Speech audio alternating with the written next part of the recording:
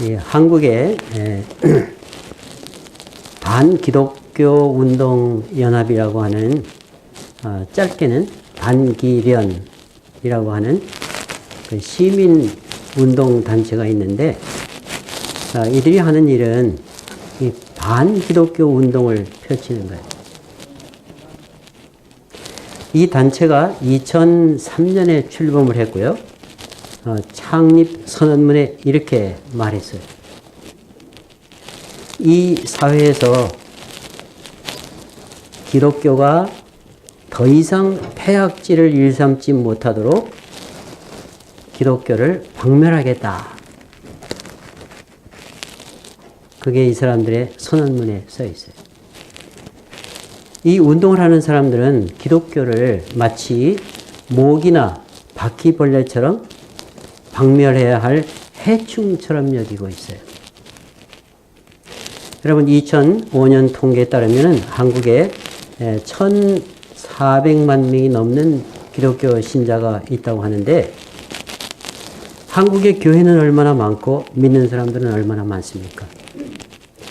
근데 믿지 않는 사람들이 저들을 관찰해 볼 때에 얼마나 보기가 흉하고 저들이 하는 짓들이 사회에 유익이 되기는커녕 얼마나 큰 해가 된다고 생각했으면 그런 운동을 벌이고 있겠습니까?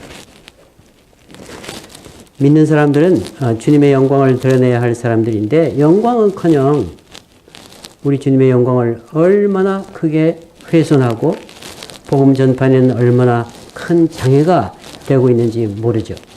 정말 가슴 아픈 일이 아닐 수 없어요. 이 믿는 사람들이 정말 정신을 차리지 않으면 안 될 거예요. 근데 하나님께서 이런 일을 통해서도 한국교회와 또 한국교회 성도들에게 메시지를 보내시는 것이 아닌가 생각합니다. 여러분, 우리들은 미국에 살고 있지만은 한국 사람들이죠. 혹시 나를 보는 주위 사람들에게 나도 그런 나쁜 인상을 주고 있지 않을까 깊이 생각해 보아야 할 것입니다. 오늘 우리 주님께서 우리에게 주시는 말씀은 이것과 관계되는 말씀이죠. 너희는 세상의 소금이다. 너희는 세상의 빛이다. 저희로 너희 착한 행실을 보고 하늘에 계신 너희 아버지께 영광을 돌리게 하라. 너희들은 세상에 맛을 주어서 저들을 기쁘게 하고 빛을 비추어서 어두움을 밝히고 참 사랑을 베풀어서 저들의 마음이 훈훈해지게 해서 너희들을 보는 이들이 마음의 감동을 받아가지고 하나님께 칭찬을, 하나님께 영광을 돌리도록 하라. 그런 말씀이에요. 무엇으로? 어떻게 그렇게 하라는 겁니까? 여기서는 말로 전도하라는 말씀이 아니라 우리의 행위로, 즉 우리의 삶으로, 인격으로 보여주라는 말씀이에요. 이렇게 말씀하시죠. 저희로 너희 착한 행실을 보고 그렇게 말씀합니다. 믿지 않는 사람들이 나를 볼 때에 내 모습을 보고 내 행위를 보죠. 근데 그것만 보고도 나를 아주 좋은 사람으로, 매력 있는 사람으로 판단하게 되어야 한다는 거예요. 예수를 잘 믿는 사람은 매력 있는 사람이어야 한다는 말씀이에요.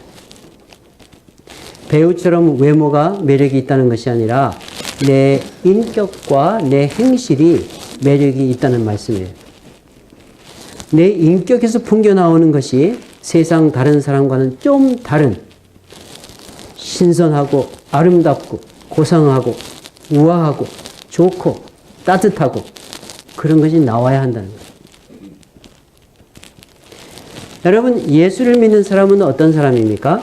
예수님을 마음에 모신 사람들이죠. 성령님을 마음에 모신 사람들이죠. 성령님을 내 마음에 모시고 있다면 내가 어떻게 되겠습니까? 그 예수님의 고상하고 좋은 매력이 내 밖으로 나와야 되지 않겠어요? 제가 아마 한두 번 말씀을 드린 이야기가 같긴 하지만은 다시 한번 말씀을 드리고 싶은데, 오래 전에요. 제가 목사가 아니었을 때 다니던 교회에 어떤 권사님이 계셨는데, 근데 그분의 얼굴이 얼마나 깨끗하고, 얼마나 밝고, 얼마나 인자하고, 얼마나 아름다운지요. 키도 조그만하고, 얼굴도 생긴 것은 별거 아니에요. 사실 못생긴 얼굴이에요. 그런데 인상이 너무나 좋아요. 근데 성품도 참 좋아요. 근데 이분은 예수 믿은 지 오래되지 않았어요. 몇 년 되지 않았어요. 근데 그 얼굴과 인품이 참 매력이 있어요. 그런데 이분이 예수를 믿지 않았을 때의 형편을 아는 분이 이 권사님에 대해서 저에게 이야기를 해줬어요. 근데 이분이 예수 믿기 전에 남명호랑각교라고 일본에 있는 어떤 불교의 한 지파인데 남명호랑각교라는 것을 믿었대요. 근데 그때 이분의 얼굴이 얼마나 무섭고 얼마나 더럽고 얼마나 추하고 보기만 해도 소름이 끼쳤대요. 와, 소름이 끼치는 분이었어요. 근데 예수를 믿고 그렇게도 많이 변했다는 거예요. 근데 그 권사님이 바로 그 권사님이 저에게 자기 얘기를 이렇게 해줬어요. 자기가 예수를 믿지 않을 때는 머리가 아주 복잡했대요. 복잡하고 마음이 아주 혼란스럽고 또 마음이 이렇게 아프고 고통스럽고 또 뭐 생활에 얽히고 설킨 것이 많아가지고 아주 복잡했대요.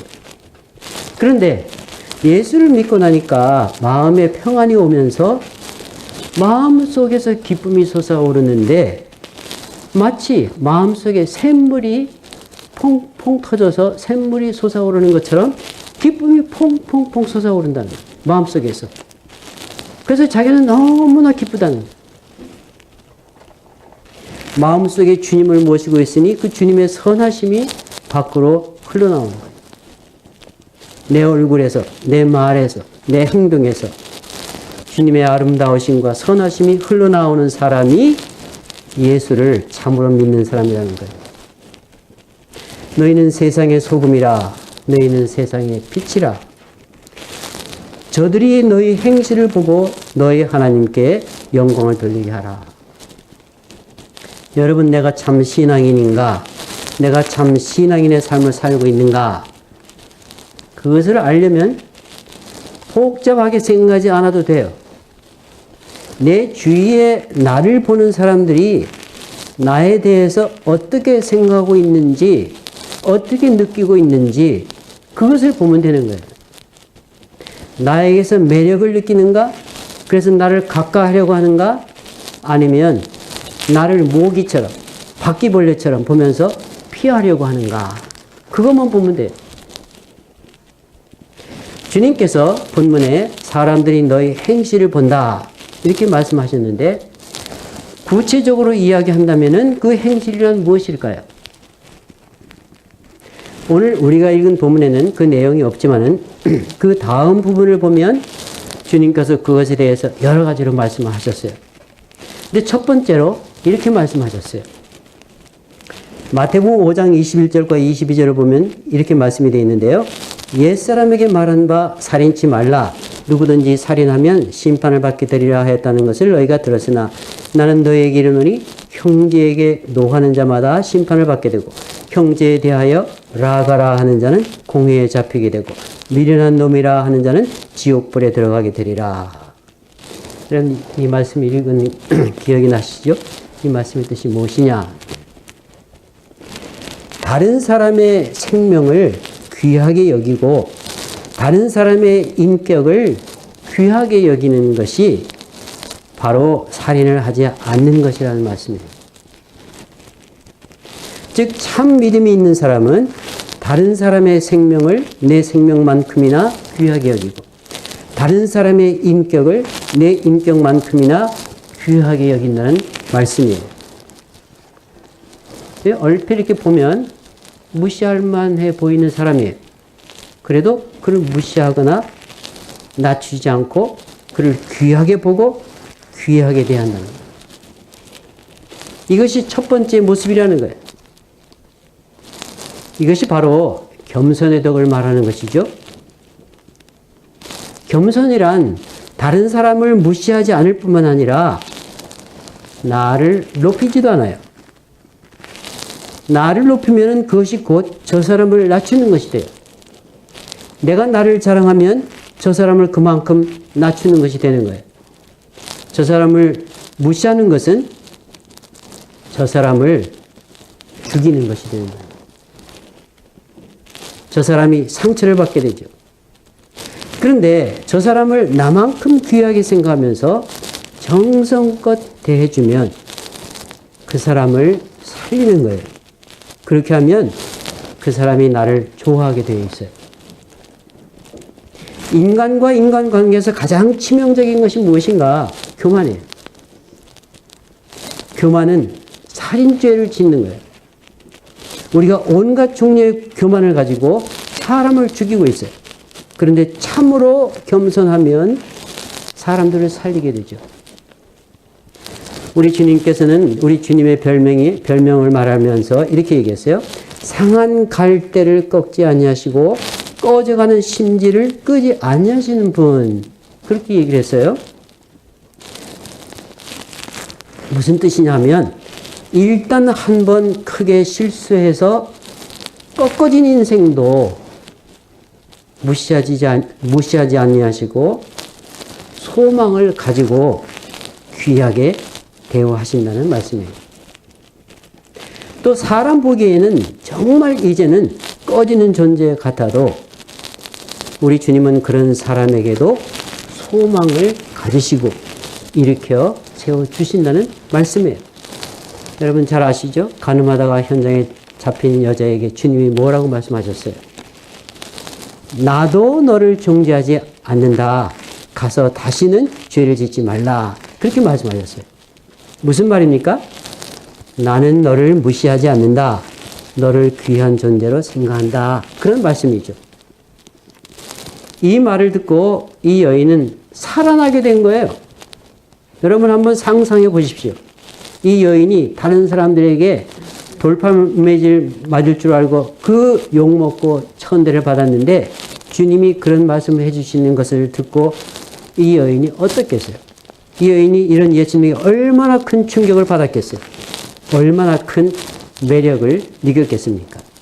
바로 이것이 겸손이에요. 이것이 바로 소금이여 빛인 것이죠.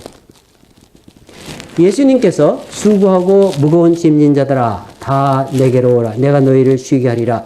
나는 마음이 온유하고 겸손하니 나의 멍에를 메고 내게 배우라. 그러면 너희 마음이 쉼을 얻으리니. 이렇게 말씀하셨는데 왜 수고하고 무거운 짐을 지게 되었느냐? 대부분 많은 경우에 겸손하지 않아서 교만해서. 그런데 겸손만 배우면 쉼을 얻게 된다는 말씀의 뜻도 있어요. 그런 뜻도 있어요. 겸손만 배우면. 그래서 나는 마음이 온유하고 겸손하니 나의 멍에를 메고 내게 배우라. 뭘 배우라고요? 겸손을 배우라 그 말이에요. 그러면 너희 마음이 쉼을 얻으리니. 그렇게 말씀하셨어요. 우리가 겸손을 배우면 얼마나 많은 문제가 풀리는지, 얼마나 많은 쉼을 얻을 수 있는지, 얼마나 많은 인간관계가 바로 풀리는지. 세상 모든 사람들이 너는 못났고 나는 잘났다. 너는 쓸모없고 나는 귀하다. 그렇게 하는데 너도 내가 가지지 않은 귀한 장점을 가지고 있으니 내가 오히려 나보다 낫다. 내가 나보다 더 귀하다. 이렇게 할 때에 저 사람에게 신선한 충격이 일어나는 거죠. 첫째는 살인에 대한 말씀이에요. 내 이웃, 내가 만나는 사람의 인격을 죽이지 말고 살려주는 것. 그것이 겸손이요. 그것이 착한 행실이라는 거예요. 그 다음은 5장 23절과 24절에 있는데요. 그러므로 예물을 제단에 드리다가 거기서 내 형제에게 원망 들을 만한 일이 있는 줄 생각나거든 예물을 제단 앞에 두고 먼저 가서 형제와 화목하고 그 후에 와서 예물을 드리라. 이런 말씀이 있어요. 이게 무슨 뜻이냐? 어떤 사람이 다른 사람과의 사이에 있었던 일을 가만히 생각하다가 아, 이건 내가 잘못했구나. 그런 생각이 떠올랐어요. 여러분 그럴 때 어떻게 합니까? 보통 어떻게 합니까? 근데 그럴 때에 모든 것을 제껴놓고 그에게 가서 자기의 잘못을 고하고 용서해 달라고 하고 그래서 화목을 이루라는 거예요. 화목을 이루는 일을 우선순위 제1로 생각하고 만사를 제껴놓고 그것부터 하라 그런 말씀이에요. 여러분 보통 사람들의 모습을 보면 자기가 잘못해놓고 그것이 생각이 나지 않는 것이 보통이에요. 또 생각이 났다고 해도 용기를 내어서 그를 찾아가서 용서를 구하는 일은 하지 않죠. 그것이 사람들이 보통 하는 행실이에요. 그러나 자기가 잘못된 것에 대해서 생각이 날 뿐만 아니라 상대를 찾아가서 자기의 잘못을 고하고 용서와 화해를 구한다고 하면 그것은 당연히 하해할 일을 한 것이지만 그래도 그것이 그 상대에게 얼마나 놀라움이 되겠어요. 얼마나 큰 충격이 되겠어요. 보통 그렇게 안 하니까. 인간관계에서 큰 문제의 하나는 사람들이 잘못을 모를 뿐만 아니라 알아도 절대로 잘못한 것을 시인을 하지 않고 물론 용서를 구하는 일은 하지 않는다는 거죠. 이것은 내 이웃과의 사이에서는 물론이고 나와 가장 가깝고 허물이 없어야 하는 부부간에도 늘 일어나는 일이에요. 그런데 내가 예수를 믿고 성령님께서 내 안에 역사하셔서 나의 잘못을 깨닫고 찾아가서 용서를 구하고 그런 일을 한다고 하면 또 먼저 부부간에도 내가 잘못한 것을 솔직하게 시인하고 용서를 구하고 화목을 이룬다고 하면 얼마나 아름답게 상처가 치료되겠습니까? 얼마나 아름다운 화목이 이루어지겠습니까? 만일 이웃과의 관계에서 내가 그렇게 한다면 그것은 정말 큰 충격이 되죠. 이것이 바로 소금이고 빛이라고 주님이 말씀하시는 거예요. 그리고 그 다음에 33절부터 37절까지는 언어에 대해서 말씀을 하는데요. 말에 대해서 말씀하는데 그리스도인은 말에 전혀 과장이 없고 있는 진실을 있는 그대로 말한다는 거예요. 이게 어려운 일이죠. 있는 그대로 진실을 말할 뿐만 아니라 말을 할 뿐만 아니라 그 말에 책임을 지는 것. 그래서 내가 한 말은 틀림이 없고 내가 한 약속은 틀림이 없는 것으로 내 이웃이 안다고 하면 그것은 세상에 큰 충격이 되는 거예요.